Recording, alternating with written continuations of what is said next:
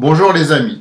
Donc, si je comprends bien ce gouvernement, nous avons le virus qui arrive à Marseille vers 11 heures. Ensuite, il repart pour la Côte d'Azur vers minuit. Et puis finalement, il va arriver le matin vers 7-8 heures à Paris. Donc je propose qu'on ferme effectivement les cafés, les bars à 11 heures à Marseille, à minuit par exemple à Cannes, et à Paris, à 7 heures du matin. Puis on les rouvrira à l'occasion. C'est-à-dire que nous sommes dans un déni total des réalités. Parce que de deux choses l'une, ou ce virus est toujours présent, il est toujours fort, et on confine. Mais on confine vraiment cette fois, c'est-à-dire qu'on empêche les gens de circuler. Alors figurez-vous que j'ai été amené à prendre un TGV. Et alors, je monte dans le train, tranquillement, et qu'est-ce que je vois? Le train est bondé. Bondé. Les mesures barrières, la SNCF, elle les a mis où je pense. C'est-à-dire qu'il n'y en a pas. On est les uns sur les autres, les wagons sont complets, et on arrive après à destination, tout le monde descend ensemble, tout le monde se rue ensemble, et ça fait ce qu'on appelle un troupeau. Donc après, je suis revenu sur Paris,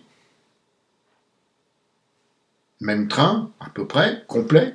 Il était même plus grand le train du retour, plus spacieux on va dire. On était encore plus les uns sur les autres. Voilà. C'est-à-dire que pour bouger un pied, tu es déjà chez le voisin. On arrive à Paris-Montparnasse, et là, une marée humaine dans la gare, mais une marée humaine, mesure barrière, poète. Donc voyez bien qu'on se fout de nous, parce que on va interdire à un bistrot d'ouvrir, alors que franchement, les bistrots, les cafés, les restaurants, tous respectaient scrupuleusement les mesures barrières. Je peux vous le dire pour avoir été dans des bistrots, des restaurants. Et par contre, les gares, on s'en fout. Les métros, on s'en fout. Tout ça, allons-y.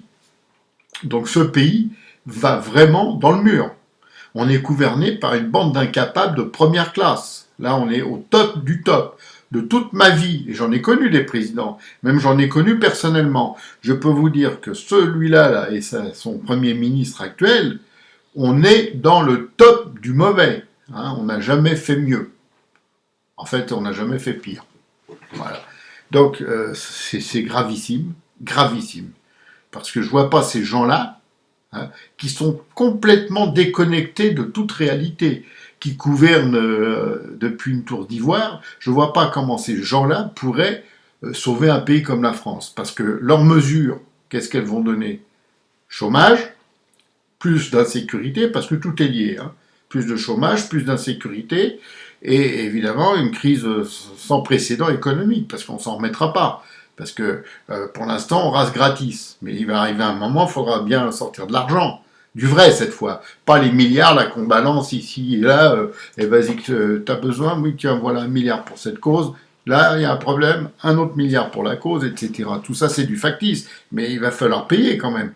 Donc à ce moment-là, comment on va faire?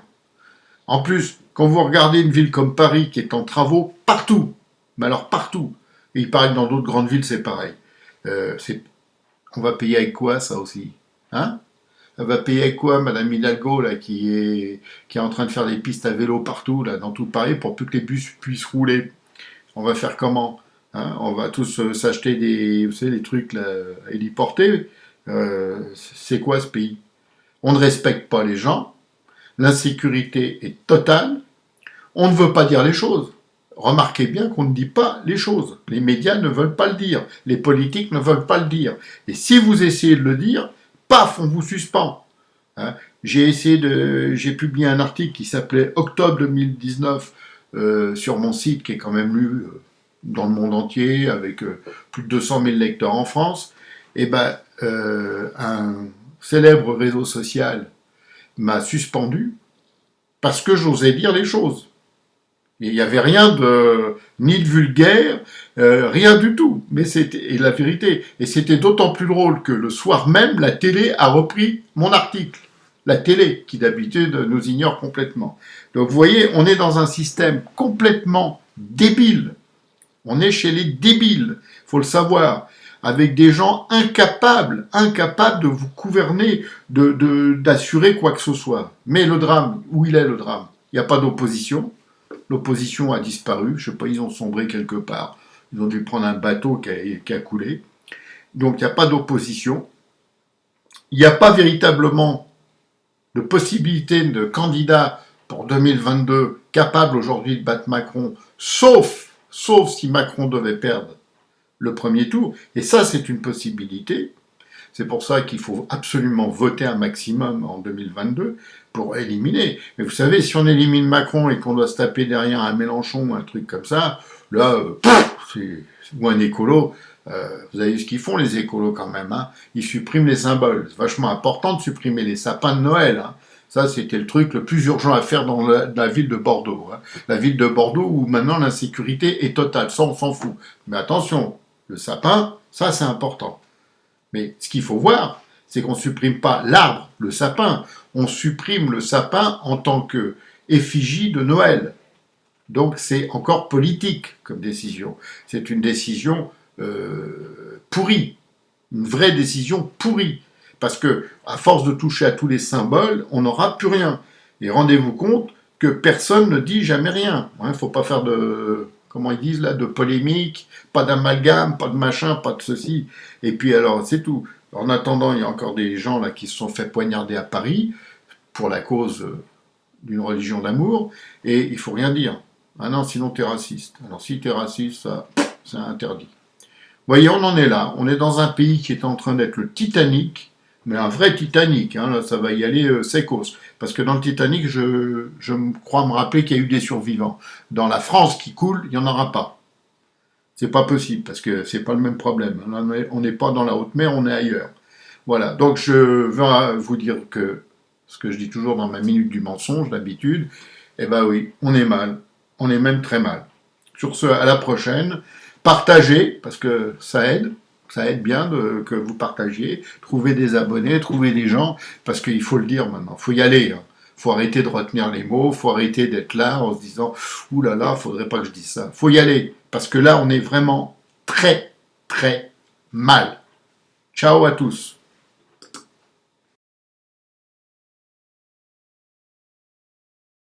Bonjour les amis, alors là je viens juste pour une petite chose.